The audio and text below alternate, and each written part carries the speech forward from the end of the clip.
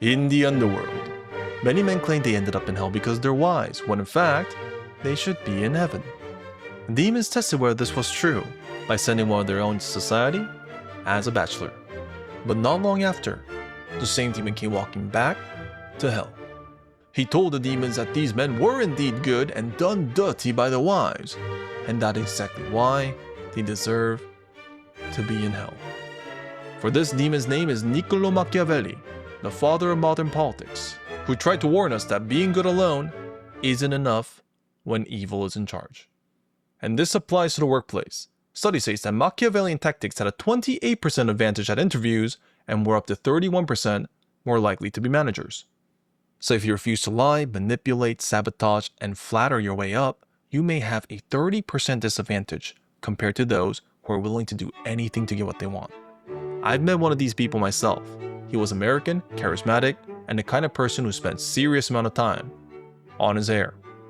At first he'll try to friend you, and use that friendship to look well connected so he can negotiate with the person in power. In my case, it was an event manager, the person in the company who decides where to invest money on sponsorships or public events. Once he shapes a story, he'd negotiate in a way where he'd be hired or funded for these public events over the professionals in that field. Of course, the event will flop, but do you know what happened next? The manager grew more dependent on him. He kept asking him for what to do, and our Machiavellian would tell him, "You've done nothing wrong, it's just that somehow we lost." This is because the event manager also needs an explanation to tell the company, so what he needed was social proof. Everybody thought this was the right choice back then. As a result, the company kept recording net negatives, the events discontinued, and many people, including the manager, were laid off. And what the Machiavellian did was, he abandoned the company and went looking for another company's event manager to latch onto. But what if we tried to warn the leadership about these practices? According to a leadership study, 84% of leaders do not change their behavior even after being directly informed of a blind spot. And in reality, some of them punish the informer for being a mood killer. And when you face something like this, it can feel like being a good person is a bad thing, and I'm missing out. But thankfully, being honest is one of the greatest advantages you can have today. This is Miles. He's a kind-hearted person who wanted to impress some bullies. So he lied to them and bragged that he had stole some apples. The bullies were impressed that Miles was popular. He was thrilled that they liked him, but people forget fast. He had to make more lies, bigger ones, to keep their attention. But one day Miles impressed the wrong bully. This bully shoved him behind the dark alley and told him to pay up. Otherwise, he reported Miles as a thief, using his exact words against him. This was to Miles' advantage. It was an empty threat. In fact, the bully might get into trouble for filing a false report. But Miles paid the bully. He'd walk into that dark alley every single day, took a hit, and coughed out his allowance. And one day, even worse, he stole money from his family and became a thief to pay off that bully. Instead of telling the truth, Miles committed to his lies. Even if it meant humiliation, extortion, he couldn't take off this mask that he put on once, just to impress his friends. Which led him to become the worst version of himself, that led to depression and inevitably self-hatred. This is an adaptation of Nobel Prize-winning laureate Hermann Hesse's classic book, Demian. Hermann tried to tell us that sometimes you must be scared to impress people. For if you impress the wrong person, they're going to applaud. Then you're going to want to impress them again. And that can shape you into becoming something that you really hate. Think of the successful man paradox. If a woman falls in love with a successful man, does she fall in love with the man or his success? And how many men feel pressured to put on a success mask in fear they might not be loved by a woman?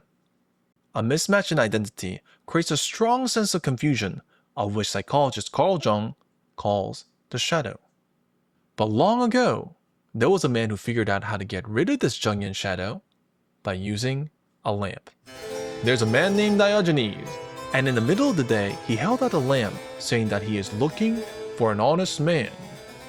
This is ancient Greece, and back then, people had a strong respect for philosophers.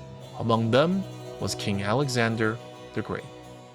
The king saw a homeless wise man and offered to grant him anything he desired, and Diogenes told him, "Get out of my son." Alexander looked startled, and soon after, he whispered to his men, "If I were not Alexander, I wish I were Diogenes," then left. A scholar at Plato's academy saw this and said, "Old beggar, you fool! If only you learned the fine skill of flattery, then you'd be able to live like a man." Then he threw some coins at him and left. Back then, Plato defined man as a featherless biped, so Diogenes used the coins to buy a chicken, plucked all his feathers, walked into the academy, and threw it at the scholar's face, saying, "Behold, I have brought you a man." The scholar's face grew red, humiliated, so he secretly hired a pirate to kidnap Diogenes, who later sold him at an auction. The auctioneer asked Diogenes what he was good at, and Diogenes said, "I am a fish." The auctioneer had no idea what to say to that. That's when Diogenes pointed out to the crowd and said, "Sell me to him. That man needs a master." But the auctioneer still had the bid, so he asked the crowd, "Who wants to buy a fish?" Nobody raised their hands. That's when Diogenes told the man to buy him, and the man did, for the cheapest price possible. Diogenes tutored this man's children, of both who loved him so much they cared for him until his death. If Diogenes took Alexander's help, flattered the scholars, or tried to impress a random auctioneer, he never would have had the opportunity to meet these children.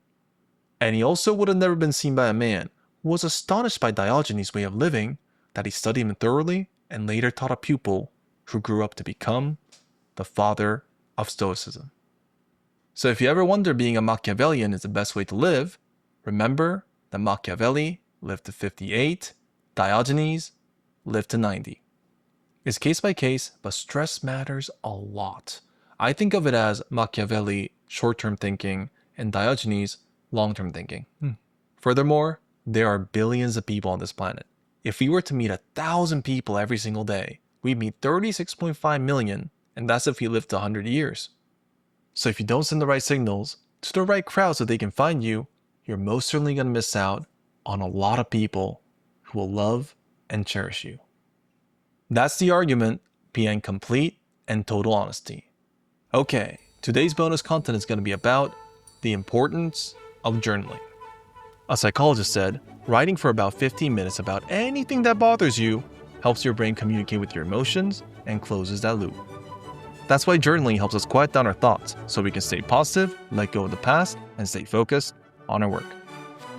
Thank you very much for watching till the end. I pray for your success and happiness, and I'll see you guys next time.